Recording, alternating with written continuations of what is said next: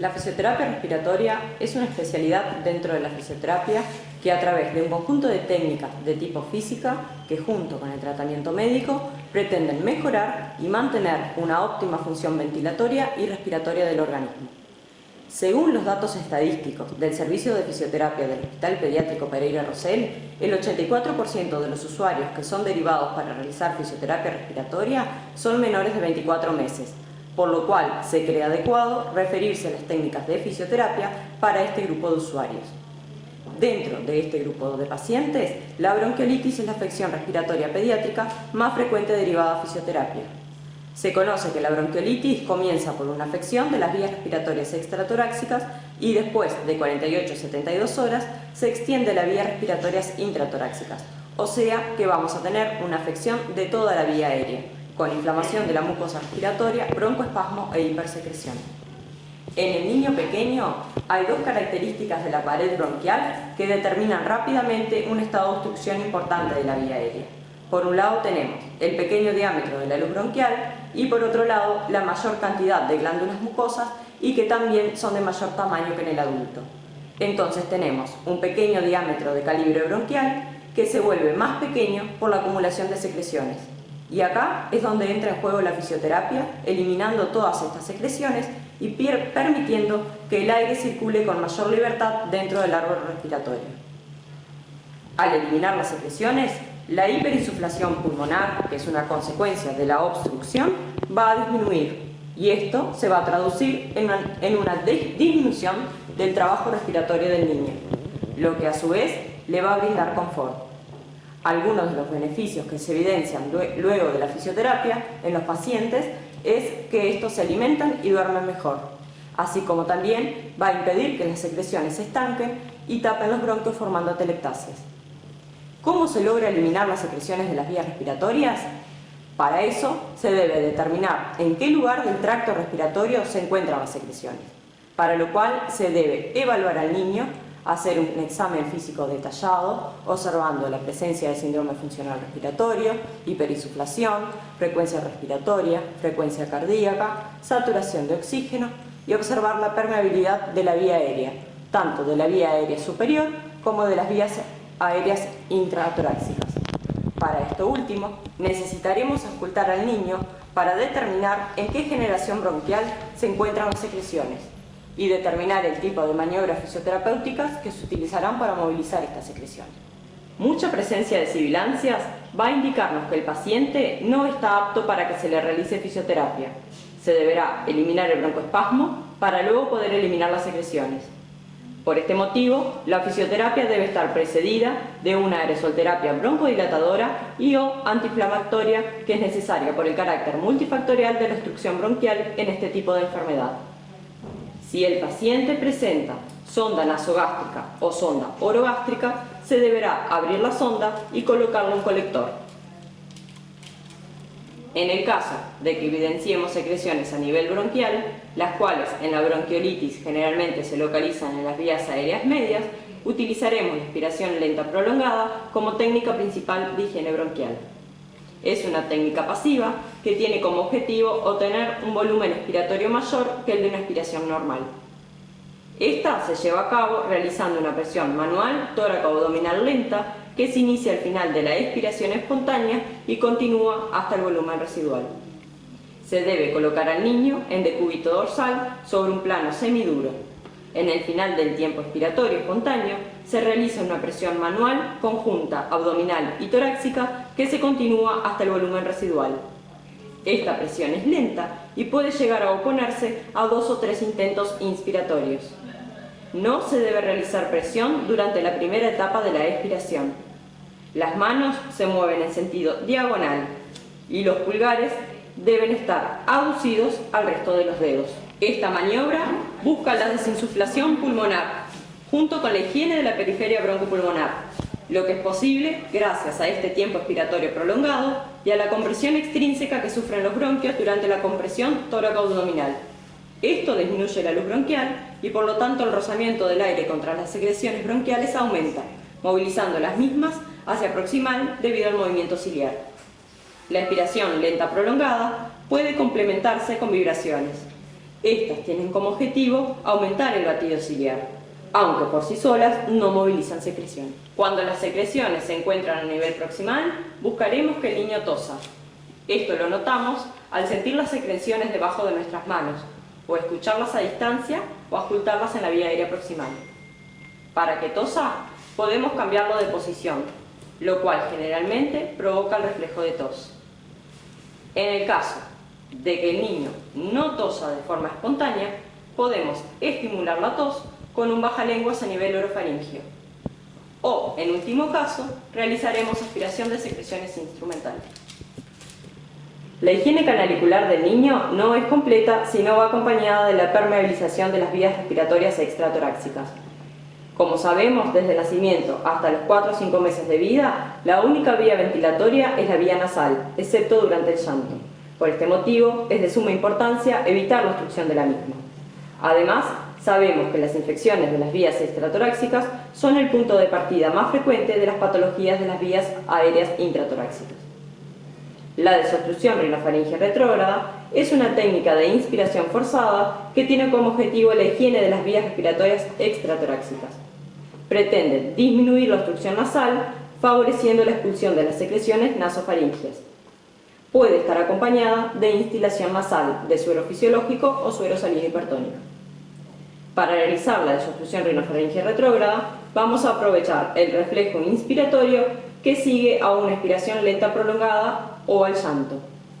Al final del tiempo expiratorio, la boca del niño se debe cerrar con el dorso de la mano que acaba de terminar su apoyo torácico expiratorio, elevando la mandíbula inferior, llevando así al niño a una inspiración nasal forzada.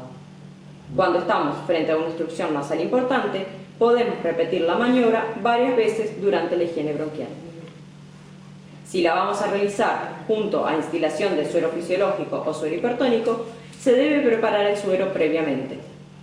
Durante el tiempo inspiratorio, los dedos se juntan para cerrar la boca y obligar a realizar la inspiración forzada mientras que realizamos la instilación. El aire inspirado le sirve de barrido al suero y debemos luego esperar un par de ciclos ventilatorios ejerciendo una presión en la base de la lengua por medio del pulgar. Luego el niño deberá toser de forma espontánea o provocada si no lo hiciera. Bueno, vamos a hablar sobre la ventilación no invasiva. La ventilación no invasiva es un soporte ventilatorio sin la colocación de una vía aérea artificial como un tubo endotraqueal o una traqueostomía. Vamos a hacer una técnica que es BiPAP, que significa doble nivel de presión continua en la vía aérea. Esto es útil en pacientes con patología aguda y crónica. Nosotros en el plan invierno lo vamos a utilizar para pacientes fundamentalmente menores a 2 años, con patología aguda, con una infección respiratoria aguda baja de la vía aérea. Monitoriza el BiPAP, lo que hace es monitoriza el esfuerzo inspiratorio del paciente y genera un flujo permanente de gas presurizado en la inspiración, que eso es el IPAP, expresión en la vía aérea continua en inspiración, y en la expiración, que esa es en la EPAP. Cuando se combinan ambas es BiPAP, doble nivel. Cicla los 2 niveles de presión, el inspiratorio y el expiratorio. Y la diferencia entre ambas presiones, entre la IPAP y la EPAP, es la que denominamos presión de soporte. Aunque fisiopatológicamente no es lo mismo, el nivel de EPAP sería como la CPAP, es decir, la continua, la que va a estar siempre, ¿tá? Cuando preparemos el aparato, nosotros vamos a poner un modo ST, que en inglés, aunque no me salga muy bien, Spontaneous Time, que lo que hace es el aparato ciclar entre la IPAP y la EPAP en respuesta del paciente. Y esto es fundamental, es decir, nosotros no somos intensivistas, por lo tanto no vamos a ventilar al paciente. El paciente tiene que tener ciertas características que vamos a ver, pero él va a mandar al aparato, él va a ser el que va a respirar. Nosotros lo vamos a apoyar, ¿ah? Si el aparato fallara, obviamente el time está arreglado, nosotros vamos a poner un tiempo que le vamos a dar de respiraciones, pero el que va a censar en la diferencia entre IPAP y EPAP, el que va a respirar va a ser el paciente, ¿no? Es al inicio de la inspiración y de la expiración, como dice, dependerá del propio paciente. El equipo que vamos a utilizar, ahora lo vamos a mostrar en la práctica, es una RedMed variedad Stellar. Bueno, los objetivos de la BNI son múltiples. Lo que tenemos que saber, algunas cosas, es que vamos a mejorar la oxigenación arterial, es decir, que es un método de oxigenación, lógicamente. Nunca nos tenemos que olvidar de eso, porque hay veces que prendemos el aparato y nos olvidamos de conectarlo a la fuente de oxígeno. Eso no puede pasar, pues es un método de oxigenación. Al tener una CPAP o una EPAP, es decir, una continua presión, en esa presión va a ir un flujo de oxígeno determinado que va a llegar a la vía aérea. Nuestro segundo objetivo es aumentar la ventilación alveolar, es decir, que no solo es un método de oxigenación, sino que también la BNI o ventilación no invasiva es un método de ventilación, porque va a manejar presiones. Vieron que hablamos de una presión inspiratoria, una presión expiratoria y una presión de soporte, es decir, que vamos a manejar presiones, lo que van a permitir también darle un apoyo ventilatorio, es decir, manejar el dióxido de carbono del paciente. Luego veremos que es una de las cosas que tenemos que tener en cuenta. Obviamente, una vez que los conectemos, tiene que disminuir el trabajo respiratorio porque va a apoyar desde ese punto de vista. Entonces, ese es uno de los objetivos también. Evitar complicaciones posteriores, es decir, evitar los ingresos a CTI, eso es lo que ha logrado la BNI, y evitar la intubación orotraqueal. Los criterios de ingreso, esto es fundamental. Cuando nosotros vamos a decidir el ingreso de un paciente a BNI, tenemos que previamente evaluarlo, previamente ir como equipo, mirar y ver que se cumplan todas las condiciones.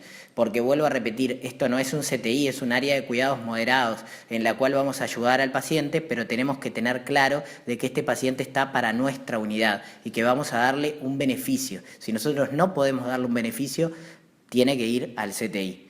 El peso para la BNI, es decir, para poner una BiPAP o una CPAP, es distinto porque también vamos a manejar la CPAP, pero para poner una BiPAP, que es lo que estamos explicando acá, el peso debe ser mayor a 6,5 kilos.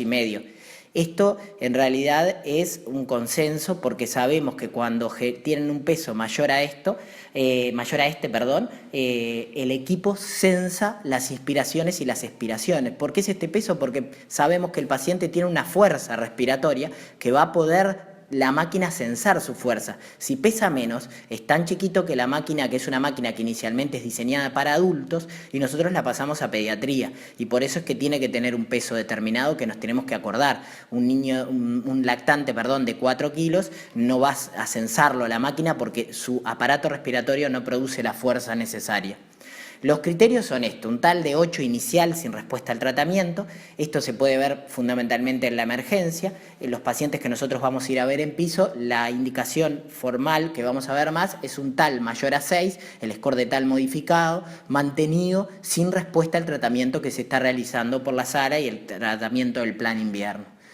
No tiene que tener criterios, como dijimos, a cuidados intensivos, que ahora los vamos a nombrar, y fundamental, no puede tener complicaciones mecánicas, o sea que nosotros no podemos conectar a un niño si no vimos la placa del niño. Tenemos que ver la placa, tenemos que ver al lactante y ver las características estas de que en realidad, ahora vamos a ver, no tiene criterios de ingreso a CTI, y tenemos que ver la gasometría. 3 criterios: ver al paciente, ver la placa y ver la gasometría. El paciente que va a ingresar a ventilación no invasiva no puede tener criterios de ingreso a CTI. Estos son una presión arterial de oxígeno menor a 60, una presión arterial de dióxido de carbono mayor a 60 milímetros de mercurio en los dos casos, en sangre arterial, o sea que nosotros más o menos lo vamos a estimar a partir de la gasometría venosa, con una fracción inspirada de oxígeno mayor a 0,4 y con una PAFI menor a 200. Inestabilidad hemodinámica también es un criterio de ingreso a CTI, una alteración de conciencia con un Glasgow menor o igual a 8, con complicaciones mecánicas como un neumotórax o neumomediastino, con apneas reiteradas, un paciente con sepsis o el paciente que fracase a la técnica. Estas cosas son importantes. Nuestro paciente no puede tener una depresión de conciencia cuando lo vamos a conectar, es decir, que lo tenemos que valorar clínicamente porque, como dijimos, tiene que respirar él por sí mismo.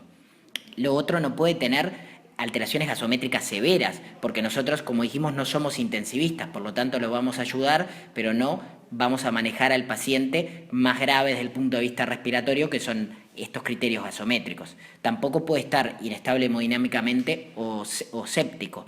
Por lo tanto, tenemos que mirar la gasometría, tenemos que mirar la placa, tenemos que mirar al paciente, aunque esto sea repetitivo, y tenemos que tener en cuenta de que además lo vamos a preacondicionar previamente, que ahora veremos específicamente en la práctica, pero es importante que el paciente, si lo notamos que tiene una perfusión no muy adecuada o específicamente podemos ya indicar un volumen, indicarle volumen a 10 s/kg, porque al poner presiones en el aparato respiratorio vamos a aumentar las presiones intratorácicas, por lo que tiene que tener un buen retorno venoso.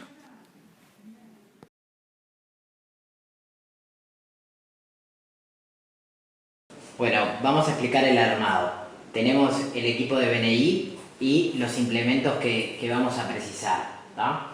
En el equipo de BNI lo primero que vamos a tener que seleccionar es una máscara adecuada al paciente, ¿tá? Que tiene que cubrir el sector, ahora vamos a mostrar en el muñeco, pero que tiene que cubrir el sector buco-nasal, es decir, son máscaras cualquiera de las dos buco-nasales. Van a tener, y vamos a tener que compararlos con el paciente, ¿ah? De que adapte correctamente con el sector nasal y con el sector de la boca. Luego, a esta máscara siempre, y esto es fundamental, tiene que ir conectado una válvula expiratoria, que siempre el sector que se visualiza aquí tiene que estar sin taparse y tampoco puede estar dirigido hacia el paciente, porque esto va a mandar un flujo expiratorio continuo y puede generar lesiones en la piel del paciente o darle un aire específicamente más frío hacia el paciente y molestarlo. Entonces tiene que estar siempre dirigido superiormente y siempre destapado, porque por aquí va a ser expirado el dióxido de carbono. Luego que conecté la válvula expiratoria va a ir conectado hacia la tubuladura, que va a ir dirigida hacia el equipo de BNI. ¿Ah? En el equipo de BNI, que se va a conectar la tubuladura hacia él, tiene que haber siempre entre el equipo y la tubuladura un filtro de aire, que es un filtro antibacteriano, que lo van a colocar correctamente ahí y van a unir la tubuladura. Aquí va a estar preparado inicialmente el sector que se dirige hacia el paciente. Luego, lo que va a ir sobre el paciente va a ser la fijación, que tiene que, como regla que generalmente se cumple, la etiqueta va a ir hacia afuera y hacia abajo, y ahí nos va a quedar correctamente colocado, ¿bien? Hacia afuera y abajo. Esto es una regla básica, ustedes tienen que ver en realidad de que la parte superior, a forma de casco, quede en la parte superior de la cabeza y el sector plano en el sector de la nuca. Y luego vamos a ver cómo se conecta específicamente. Y lo que siempre tenemos que hacer es conectar el equipo de BNI al oxígeno. Se puede conectar en estas estelar en el sector posterior, tiene una válvula de entrada del oxígeno y esto va dirigido hacia el flujo de oxígeno. Bueno, acá tenemos el aparato de BNI conectado a la fuente de oxígeno, que la llevamos a 5 litros minuto.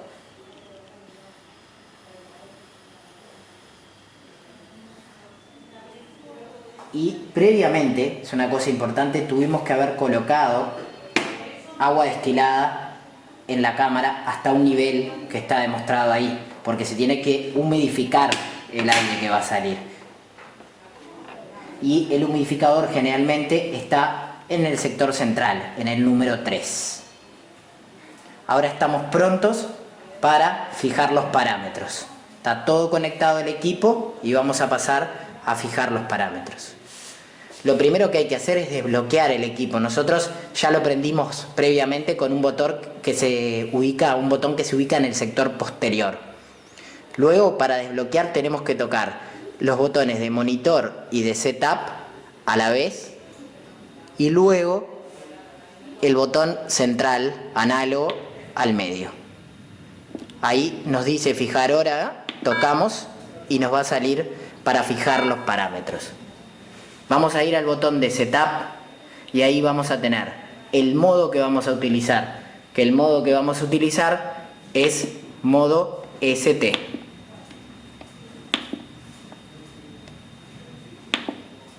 Una vez puesto el modo ST, nos va a decir la patología. Nosotros lo llevamos a patología normal y vamos a poner los parámetros. Como dijimos, vamos a empezar con una EPAP de 4, que es lo fisiológico en la vía aérea, y vamos a poner una IPAP inicial de 9. La frecuencia respiratoria de respaldo la fijamos generalmente en 20 y aquí quedan fijados los parámetros iniciales: patología normal, modo ST, EPAP de 4, IPAP de 9. Luego vamos a ir a los parámetros avanzados. Presionamos al medio y entramos a los parámetros avanzados. Vamos a mantener tiempos inspiratorios. Esto luego fisiopatológicamente vamos a entender por qué, pero tiempos inspiratorios bajos. Empezamos con un T mínimo de 0,2 y un T máximo que lo ponemos aproximadamente en 0,7, 0,8. La activación tiene que ser alta. Esto significa que va a ciclar y que va a censar con mucha avidez. Y aquí quedan fijados un tiempo inspiratorio mínimo de 0,2, un tiempo inspiratorio máximo de 0,7, 0,8, una activación alta, un ciclado alto.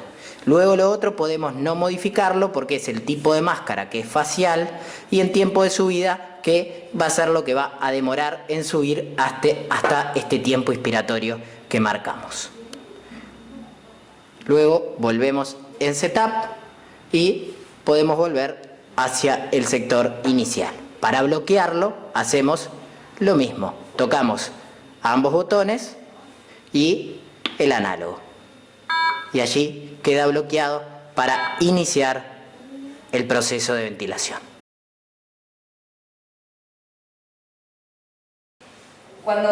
Antes de recibir el paciente, es importante tener en cuenta la edad del paciente y el kilo del paciente para tener dos máscaras optativas. Si no utilizamos una, vamos a utilizar la otra. Cuando recibimos el paciente, es importante mantener siempre la oxigenación de este paciente. Lo vamos a posicionar bien a 45 grados, luego le vamos a colocar el suncho para mantenerlo bien posicionado. Vamos a verificar que la vía periférica esté permeable y le vamos a comenzar a infundir una carga de suero fisiológico. Le vamos a colocar una sonda nasogástrica, la cual la vamos a dejar abierta a bolsa para descomprimir el estómago, y vamos a pasar a proteger a la colocación de los parches hidrocoloides para la protección de la piel del niño, para evitar que la máscara le lastime. Luego que hicimos todos esos cuidados, vamos a aspirar el paciente, vamos a realizar la aspiración nasofaringea, nariz y boca. Bueno, el paciente llegó a la unidad de ventilación no invasiva y ha sido preacondicionado por enfermería. Vamos a pasar a la conexión. Previo a la conexión, lo que tenemos que pedirle a enfermería es que le realice una leve sedación. No vamos a realizar una sedación profunda, ya que precisamos que el paciente, como dijimos, produzca su trabajo respiratorio, porque el aparato va a censar su respiración. Por lo tanto, le vamos a pedir una sedación que la hacemos con lorazepam a 0,05 miligramos kilo, que la va a realizar, y luego de haber pasado la sedación y la carga de volumen, vamos a pasar a la conexión. Le vamos a pedir a enfermería que retire el oxígeno. Vamos a colocar el arnés de la máscara, como dijimos, correctamente colocado, ¿ah? con la etiqueta que puede ir hacia abajo y hacia afuera y que quede correctamente en la cabeza y sobre el sector del cuello. Y vamos a pasar a conectar. Prendemos la máquina, ponemos en el botón que dice Start Stop y comienza a funcionar. Vieron que tiene los parches hidrocoloides laterales sobre el sector del mentón y sobre el sector de la nariz y la frente para la protección, para no producir daños por trauma. Y colocamos el sistema. Fijamos en el sector superior, quedó muy fijado acá, Bárbara.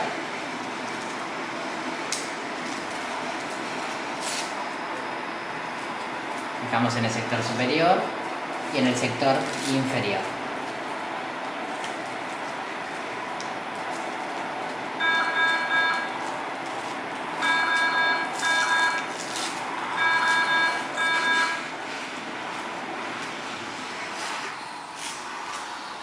Como vemos, la válvula expiratoria va a quedar hacia afuera. Posicionamos al paciente en la cama a 45 grados. Y ahora comienza lo fundamental, que es ver si el paciente se adapta a la técnica. Lo primero que vamos a sentir es que los movimientos respiratorios van a ir acorde con el ruido que vemos de inspiración e expiración que está sensando el aparato. Lo segundo que tenemos que valorar es el trabajo respiratorio del paciente y utilizar el score de tal modificado, dar la frecuencia respiratoria, el funcional respiratorio y auscultar al paciente.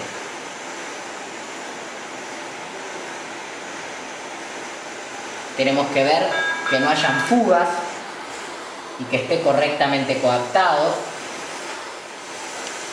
Tenemos que también estar en estas primeras 2 horas con una vigilancia continua para ver si se adapta al método. Si existe una excitación excesiva del paciente, podemos pedir nuevamente una nueva dosis de lorazepam. Tenemos que también poner saturometría hacia el monitor y ver la saturación de oxígeno y la frecuencia cardíaca, y muchas veces tenemos que fijar al paciente de manos y de pies hacia la cama, pues se excita. Los fracasos de la técnica son una mala tolerancia al sistema, el paciente persiste muy excitado a pesar de la sedación, a pesar de coaptar correctamente la máscara. Tenemos que obviamente aspirar al paciente. Si el paciente vemos que tiene secreciones, desconectamos del sector superior y aspiramos a través de la máscara.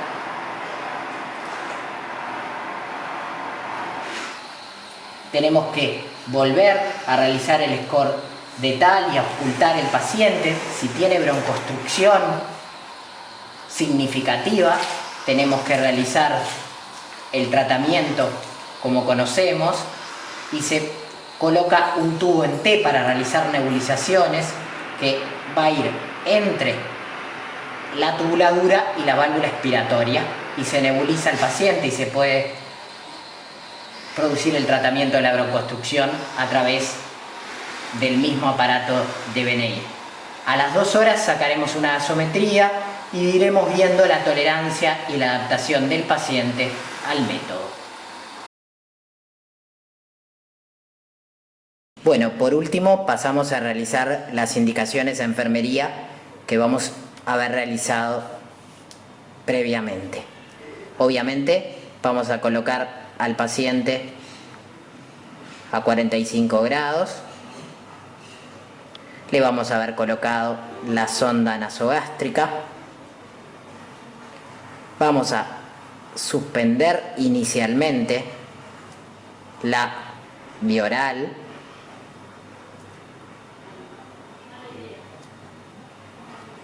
Vamos a poner que lo conectamos a BNI, entonces ponemos conectado a BNI a parámetros preestablecidos, que son los que fijamos inicialmente y que podemos ir cambiando posteriormente. Vamos también a indicar el lorazepam realizado a la dosis que dijimos de 0,05 miligramos kilo. Vamos a mantener una hidratación basal que la van a indicar. Vamos también a realizar protección gástrica con ranitidina de 3 a 5 miligramos kilo día cada 8 horas. Protección gástrica que colocaremos inicialmente. Vamos a poner, si el paciente requiere nebulizaciones, según plan invierno, cada 4 horas. Y vamos a poner los controles del paciente. O sea que no nos podemos olvidar de la sonda nasogástrica, de suspender inicialmente la vía oral, de poner que lo conectamos a la BNI, de poner la sedación y la hidratación, la ranitidina y el tratamiento de la enfermedad respiratoria de base con broncodilatadores y los controles del paciente. Llenamos la planilla con el nombre, la cédula, el peso, la edad y el diagnóstico, por ejemplo, bronquiolitis aguda. Es importante que luego de que se adapte el paciente a las 2 horas y pasado, también tendremos que ver cómo se comienza la vía oral, que comenzaremos a alimentar por la sonda nasogástrica a un volumen inicial de 1 cc kilo, que puede ser de leche modificada o de el mismo pecho ordeñado de la madre. A las 2 horas solicitaremos gasometría venosa para ver la adaptación del paciente, que luego la podemos pedir a las 6 o 12 horas y a las 24 horas, viendo específicamente la necesidad de realizar gasometría según la adaptación del paciente. La planilla debe estar formada de 4 hojas, que esta planilla tiene que estar en la cabecera de cada paciente. La primera hoja consta de las indicaciones médicas, la segunda hoja de la planilla de atención de enfermería, la tercera hoja de observaciones y novedades, y ya nos sirve como pase de guardia para enfermería dividida en los 4 turnos, y la última hoja es el control de la BIPAP de los parámetros.